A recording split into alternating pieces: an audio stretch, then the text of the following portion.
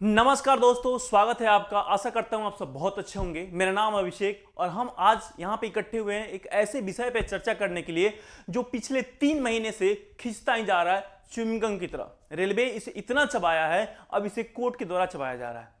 पिछले बार जब हमने सेशन करा था तो कल हमने आपको जानकारी दी थी कि कोर्ट ने बोला है कि 28 तारीख को हम आपको फाइनल वर्डिक्ट देंगे, यानी आज है 28। और सबकी नजर थी, आपने देखा होगा बच्चों से लेकर जो शिक्षक थे वो भी प्रार्थना कर रहे थे कि हाँ कुछ अच्छा हो जाए बच्चों के लिए। एक तो रेलवे 4 साल के बाद वैकेंसी लेकर आया है और मात्र 32,000 ग्रुप डी जैसे वैकेंसी में।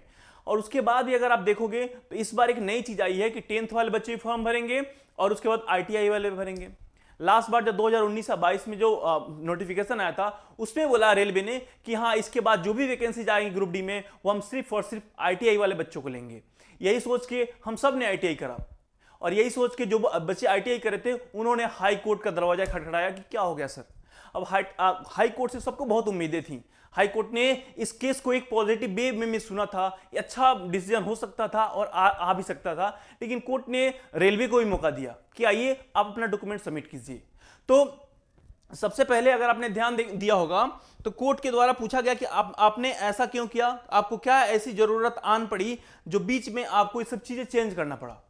तो रेलवे ने बोला था कि हमने सर नोटिफिकेशन दिया था इसके लिए कि हाँ इसमें 10th वाले बच्चे भी इस बार भर देंगे और ITI वाले बच्चे भर देंगे। ये कहानी समाप्त हो चुकी है, ना जाने आपने कितने हजार बार इसे सुना है। फिर मामला फंसा इसको, कोर्ट ने बोला कि देखिए सुप्रीम कोर्ट का एक आदेश है, उसमें बोला गया है कोई भी नोटिफिकेशन आ गया किसी भी वैकेंसीज को लेकर तो उसके क्वालिफिकेशन को आप बीच में चेंज नहीं कर सकते। बस मामला यही फंसा क्योंकि 28 दिसंबर को आपने देखा था एक नोटिफिकेशन शॉर्ट नोटिस आया था रेलवे के द्वारा जिसमें बोला गया था कि 10th और प्लस ITI वाले बच्चे इस फॉर्म को भरेंगे।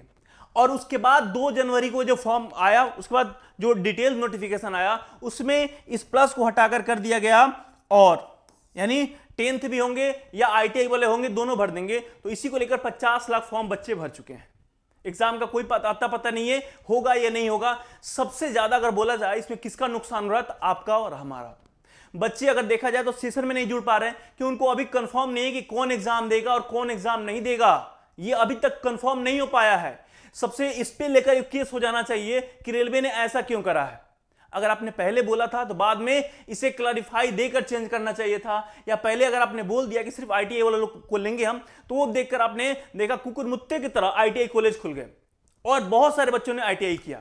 सब शिक्षक ने मांग की कि हाँ आपने जितना भी सीट निकाला है उसमें जो टेक्निकल पोस्ट होता है उस पर आप ITI वालों को दे दो, बाकी सीट आप जिसे देना हो दे दो, क्योंकि 10th वाला वैकेंसी जो है आज की डेट में है कहां।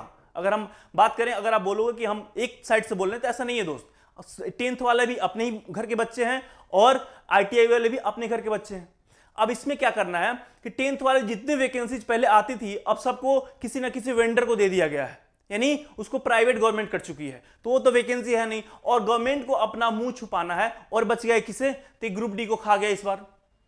तो पिछले बार जब कोर्ट ने बुलाया तो बोला गया कि 22 मार्च को आपके पास डेट है कि आप आकर यहां पे जो भी डॉक्यूमेंट होगा वो सबमिट कर दीजिए, क्योंकि जो डॉक्यूमेंट रेलवे ने सबमिट करा था उससे कोर्ट खुश नहीं था। बस अब यहीं पे लग गया ITI वाले बच्चों को, और बाकी बहुत सारे टीचर ने इस पे वीडियो बनाया कि ITI वालों की जीत हो गई। बस मामला यहीं पे आ गया, सब खुश हो गए। कल हमने देखा कि बहुत सारे लोग प्रार्थना कर रहे थे, कल रात में बहुत सारे बच्चे सो नहीं पाए। हमें बहुत सारे मैसेज आए हैं, बच्चे कह रहे हैं कि सर अब हमारे पक्ष में डिसीजन आएगा, ITI वाले बच्चे खास करके। लेकिन 10th वालों को क्या 50 लाख फॉर्म भरा गया है। अगर आप 50-50 की रेशियो से देखोगे तो 20-22 लाख 10th वाले फॉर्म भरे हैं। अगर ऐसा होगा तो कल से ट्रेन और बस चल नहीं पाएगी यहां पे। तो यहां पे बोला गया कि 22 तारीख को आप सबमिट कीजिए। और अगला डिसीजन कब बोला गया था, तो बोला गया 28 तारीख को, 28 मार्च यानी आज के दिन बोला गया कि हम फाइनल वर्डिक्ट अपना सुना देंगे। बस लेकिन ये हमारा जुडिशरी सिस्टम है ना, इस पर हम आंख बंद करके भरोसा नहीं कर सकते। जब आज कोर्ट खुला सब बहुत बोल सकते हैं उत्सुकता के साथ आ गए कोर्ट में, सब ने टकटकी लगाकर देखा, हम भी इस पे अपना नजर बनाए हुए थे क्या हो सकता है। लेकिन वो सनी देओल का डायलॉग आपने सुना है कि साहब जज साहब मिलता नहीं यहाँ पे न्याय, यहाँ पे मिलता है सिर्फ तारीख पे तारीख पे तारीख तारीख। एक फिर से नया तारीख मिला है आपको और उस तारीख को लेकर आप गले में बांधकर झुनझुना बजा सकते हैं।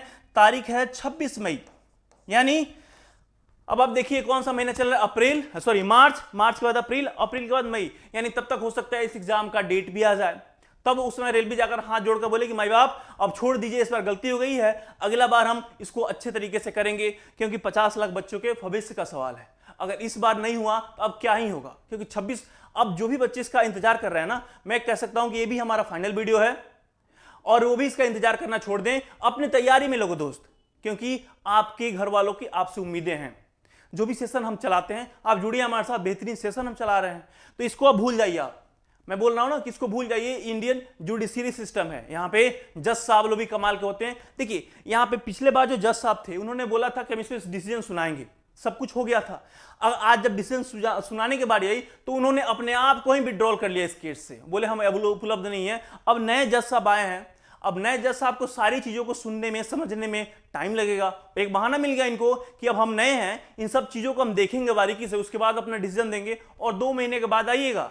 अब बताइए 2 महीने के बाद बच्चों के पास कितना टाइम है, फॉर्म भरे जा चुके हैं, रेलवे इसके एग्जाम का जो प्रोसेस है उसमें लग चुका है। अब 2 महीने के बाद कौन आएगा इसको सुनवाई करने के लिए? तब तक सब, मैंने बोल सकते हैं ना कि गंगा से काफी पानी बह चुका होगा, कोई नहीं बचेगा वहां पे, और तब तक कहानी खत्म। और रेलवे जाकर बोलेगा कि माई बाप इस बार छोड़िए, अगला बार हम देखेंगे इस पे क्या कर सकते हैं, इस बार हमसे गलती हो गई। ये बच्चे आपके और हमारे बिल्कुल हैं, सबके बच्चे हैं ये, तो ये होना है। और इससे कुछ खास उम्मीद मुझे तो नहीं थी, क्योंकि हम देखते आए हैं कि जो प्रोसेस हो चुका था वो किसी के लिए आसान नहीं था। बहुत सारे लोगों ने बोला था कि 1 अप्रैल से नया फॉर्म आ रहा है। पॉसिबल है क्या दोस्त? हो सकता है। अगर जो पॉसिबल वो बात करो ना, क्यों अब बोल रहे हवा में तीर छोड़ रहे हो, बच्चों को भ्रमित कर रहे हो? हम नहीं कर रहे हैं। मैं बता दिया आपको कि फाइनल हो गया, इस पे जो भी डिसीजन आएगा, अब इसे भूल जाओ क्या आ रहा है। बहुत रेयरली ऐसा कोई डिसीजन आया जिसे सुनकर आप चौंक जाओ। रेलवे जाकर बोल देना है, और कोर्ट भी बोलेगा ठीक है इस बार छोड़ दीजिए, अगला बार से हम देखेंगे इस पे क्या करना है, क्योंकि आप नोटिफिकेशन देकर करिएगा, क्योंकि इस बार आपने सारा गुड़ तो गोबर कर दिया है। बस यही तक कहानी थी। अब आप भूल जाइए इस पे क्या होना है, पढ़ाई में लग जाइए, जो होगा वो देखा जाएगा। मुझे नहीं लगता इस पे कुछ होगा। अगर आपकी जो राय होगी वो हमें कमेंट बॉक्स में दीजिएगा। हम सुबह 6 बजे आपके लिए क्लास लेकर आते हैं, जुड़िए हमसे। तब तक हम फिर से मिलेंगे अगले वीडियो में, तब तक के लिए जय हिंद।